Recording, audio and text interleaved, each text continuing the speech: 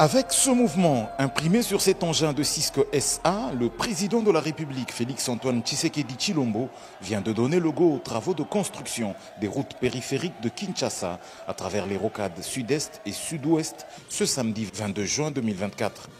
Ces deux rocades font un ensemble de 63 km qui partent du terminus Mboudi, passant par les localités Lutendele et Ngombi, traversant la nationale numéro 1 à hauteur de Mitendi, lieu où les travaux ont été lancés, poursuivant par Kimwenzagare les chutes de la Lukaya Njili Brasserie pour ressortir par l'avenue Njoku à son croisement avec le boulevard Lumumba.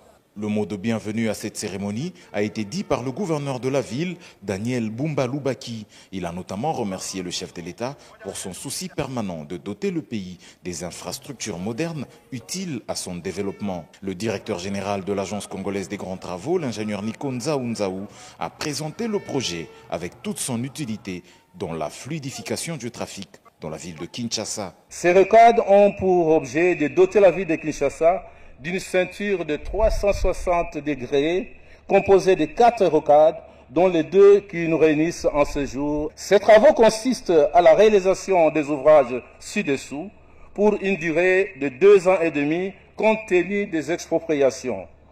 Une route revêtue en béton bitumineux 2 fois 2 voies de 63 km. Une zone de transit sur la route Kinshasa-Matadi par son élargissement en 2 fois 3 voies, exactement l'endroit où nous nous trouvons ici également, sur 2,5 km avec 2 échangeurs de type saut de mouton. Plusieurs ponts et plusieurs dallots. Le traitement de plusieurs têtes d'érosion ainsi que d'importants travaux de terrassement. Autre prise de parole à signaler, celle du directeur général de l'agence de pilotage, de coordination et de suivi des conventions, ou encore celle du représentant du groupement des entreprises chinoises, GEC en sigle. Dans son propos, l'ambassadeur de la République populaire de Chine a salué ce nouveau départ dans l'amitié entre la RDC et son pays. L'occasion a par la suite été donnée au ministre des ITP, Alexis Guissaro, de présenter sommairement la politique du gouvernement en ce qui concerne les infrastructures pour ce quinquennat du chef de l'État.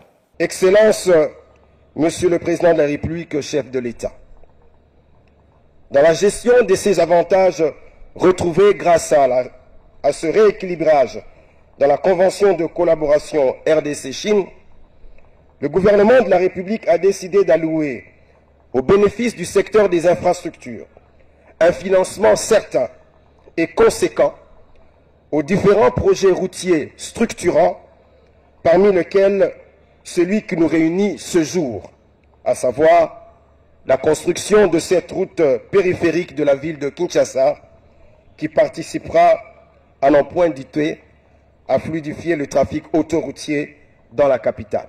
2 ans et demi seront nécessaires à la réalisation de ce projet qui va coûter 273 millions de dollars américains.